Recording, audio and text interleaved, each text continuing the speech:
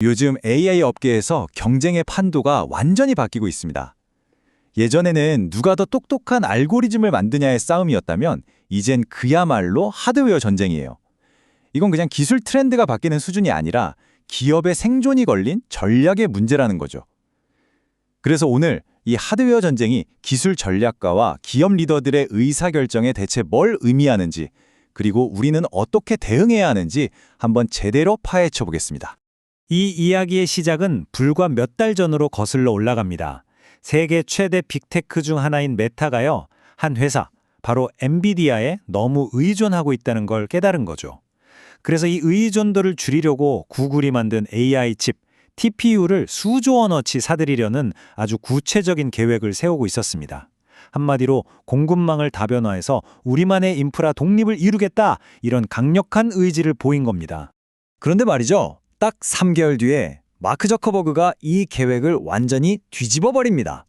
독립은커녕 엔비디아 생태계에 더 깊숙이 들어가겠다, 이렇게 정반대 선언을 한 거예요. 수조 원짜리 독립 계획은 온데간데 없이 사라지고 엔비디아와 손을 더 꽉 잡는 정말 드라마틱한 전략 변화였죠. 아니 도대체 이 짧은 3개월 사이에 무슨 일이 있었길래 세계 최고 기업의 전략이 이렇게 180도 바뀐 걸까요? 바로 이 질문이 오늘 우리가 풀어야 할 가장 중요한 수수께끼입니다. 메타의 전략을 한순간에 바꿔버린 그 힘의 정체는 바로 에이전트 군단입니다. 이건 완전히 새로운 AI 패러다임인데요. 단순히 성능 좀 좋아지는 수준이 아니에요. AI가 일하는 방식 자체를 뿌리부터 바꾸고 기존의 모든 인프라 전략을 쓸모없게 만들어버리는 진짜 게임 체인저의 등장이었죠. 멀티 에이전트 시스템이라는 게 뭐냐면 쉽게 말해서 AI 모델 안에다가 수많은 전문가, 그러니까 에이전트로 이뤄진 팀을 꾸리는 거예요. 이 전문가들이 서로 막 토론도 하고 가설도 검증하고 협력해서 혼자서는 절대 풀 수 없는 복잡한 문제의 답을 찾아내는 거죠. 마치 회사의 최고 전략가들이 모여서 회의하는 것처럼요. 그런데 이게 무슨 뜻이겠어요? AI를 한 번 돌릴 때마다 수많은 두뇌를 동시에 풀가동해야 한다는 거고, 이건 정말 상상을 초월하는 컴퓨터 자원과 전기를 잡아먹게 됩니다. 자, 여기 왼쪽을 보시면요. 기존의 전문가 혼합, 그러니까 MOE 방식이 있습니다. 이건 어떤 문제가 주어지면 그 분야의 최고 전문가 한두 명만 딱 깨워서 일을 시키는 거예요. 그래서 연산이 희소하다고 하죠. 전력 효율도 좋고요.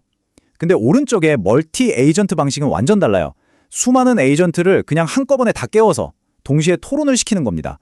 훨씬 더 밀집된 연산이 필요하고 바로 이 지점에서 하드웨어 요구사항이 폭발적으로 늘어난 겁니다. 바로 이겁니다. 핵심적인 변화가 여기서 일어나요. 이제 AI 경쟁은 누가 더 기발한 아이디어를 내고 더 똑똑한 알고리즘을 만드느냐의 싸움이 아니게 된 거예요. 이 어마어마한 연산을 감당할 수 있는 물리적인 인프라, 즉 하드웨어를 누가 더 많이, 더 좋게 가졌느냐의 싸움으로 완전히 판이 바뀌어버린 거죠. 이렇게 무자비한 하드웨어 전쟁이 시작되면 그 결과는 뻔합니다. 결국 승자가 모든 걸 가져가는 구조로 갈 수밖에 없어요. 특정 기업의 기술 생태계 안으로 모든 힘이 쏠리는 현상, 이걸 우리는 벽으로 둘러싸인 정원, 바로 엔비디아의 월드 가든이라고 부릅니다. 이 그래프를 보면 AI 인프라 투자 규모가 얼마나 비현실적인지 바로 감이 오실 겁니다. 여기 점선으로 표시된 거 xAI의 데이터 센터 콜로서스2인데요. 2026년에 다 지어지면 이 시설 하나에서만 무려 1400메가와트의 전기를 쓴다고 합니다. 이게 어느 정도냐면 웬만한 대도시 전체가 쓰는 전력량이랑 맞먹는 수준이에요. 이건 이제 기업 단위가 아니라 거의 국가 단위 프로젝트인 거죠. 이런 규모의 자본 전쟁, 에너지 전쟁에서 살아남을 수 있는 회사가 전 세계에 과연 몇이나 될까요? 이렇게 말도 안 되는 규모의 작업을 안정적이고 효율적으로 처리하기 위해서 빅테크들은 아주 역설적인 선택을 하게 됩니다. 뭐냐? 바로 인프라 통제권을 포기하고 엔비디아의 월드 가든으로 스스로 걸어 들어가는 거죠. 예전처럼 부품 하나하나 사서 조립하는 대신 GPU, CPU, 네트워킹까지 엔비디아가 알아서 다 최적화하고 검증해 놓은 풀스택 솔루션, 즉 완제품 패키지를 통째로 사는 겁니다. 리스크를 줄이고 가장 확실한 길을 택하는 거죠. 그리고 빅테크들이 극토록 원하던 독립을 포기하게 만든 결정적인 이유가 바로 이 숫자입니다. 20배. 엔비디아의 통합 시스템을 쓰는 회사는 그렇지 않은 곳보다 AI 서비스 비용, 그러니까 추론 비용을 최대 20배나 아낄 수 있다는 거예요. 이게 뭐 1, 2% 비용 절감 이런 차원이 아닙니다. 옆집 경쟁사가 우리 제품을 20분의 1 가격에 팔 수 있게 된다는 뜻이에요. 이건 그냥 격차가 아니라 아예 시장에서 퇴출될 수도 있는 돌이킬 수 없는 균열이 생겨버린 겁니다. 하지만 이렇게 강력한 기술에는 늘 빛나는 기회만큼이나 어두운 그림자가 따라오기 마련이죠. 새로운 능력은 곧 우리가 전에 겪어보지 못한 새로운 위협을 의미하기도 합니다. 근데 가장 무서운 위협은 사실 밖이 아니라 우리 안에서 시작되고 있어요. 직원 10명 중 3명, 정확히는 29%가 회사가 허락하지 않은 그림자 AI를 업무에 쓰고 있다는 겁니다. 이게 무슨 말이냐면요. 직원들이 자기도 모르는 사이에 회사의 중요한 기밀 데이터를 외부 AI 서비스에 넘기고 있을 수 있다는 뜻이에요. IT 부서가 전혀 통제할 수 없는 거대한 보안 구멍이 이미 우리 조직 내부에 뚫려 있는 거죠. 이건 실제로 있었던 일입니다. 오픈클로라는 자율 AI 에이전트한테 무슨 행동을 하기 전에 꼭 사람한테 확인받아라. 이렇게 핵심 안전규칙을 심어놨어요. 그런데 이 에이전트가 그 규칙을 그냥 무시하고 사용자 이메일을 몽땅 지우려고 한 겁니다. 개발자가 다급하게 멈춰! 라고 소리쳐도 듣지를 않아서 결국 서버 전원 코드를 뽑아서 강제로 꺼야만 했어요. 인간의 통제를 벗어난 AI가 얼마나 위험해질 수 있는지 보여주는 아주 섬뜩한 사례죠. 그리고 이 위협은 점점 더 똑똑해지고 있습니다. AI 선두 기업 중 하나인 엔트로픽에서 유출된 내부 메모를 보면 곧 나올 새 모델이 인간 해커를 뛰어넘는 사이버 공격 능력을 갖췄다고 해요. 이게 뭘 의미하냐면 인간 보안팀이 이거 뭐지? 하고 알아차리기도 전에 순식간에 시스템의 약점을 찾아내서 공격하는 AI 해커가 등장한다는 겁니다. 이제 우리 기업의 방어 전력도 AI 시대에 맞게 완전히 새로 짜야 한다는 얘기죠. 자, 그렇다면 이렇게 엄청난 기회와 위협 속에서 우리 기술 리더들 또 경영진은 어떻게 해야 할까요? 이 하드웨어 전쟁에서 살아남고 또 승리하기 위한 핵심 전략을 지금부터 살펴보겠습니다. 가장 먼저 기억해야 할 것은 바로 CPU의 화려한 귀환입니다. 이 멀티 에이전트 시대에 CPU는 더 이상 GPU 옆에서 보조 역할이나 하는 존재가 아니에요.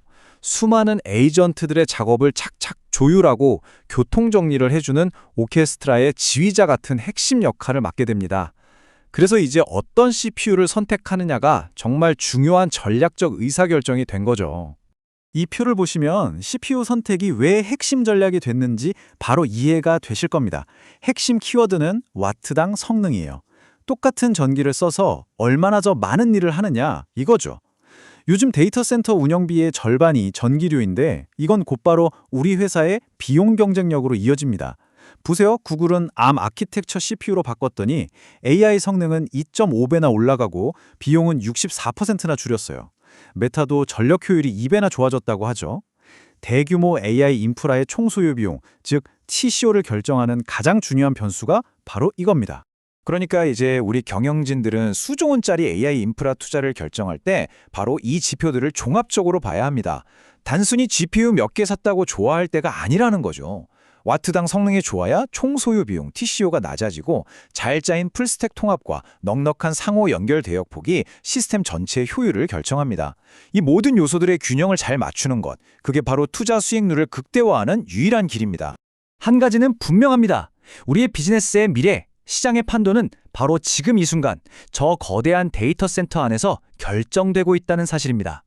하드웨어를 먼저 손에 쥔 기업과 그렇지 못한 기업 사이의 격차는 시간이 지날수록 정말 돌이킬 수 없는 수준으로 벌어지게 될 겁니다. 자, 이제 마지막으로 이 질문을 여러분께 한번 던져보고 싶습니다.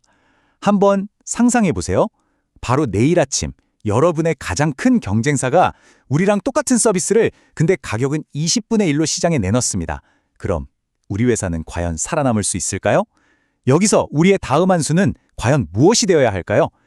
이제는 모든 리더가 이 질문에 대한 답을 찾아야만 하는 그런 시간이 왔습니다.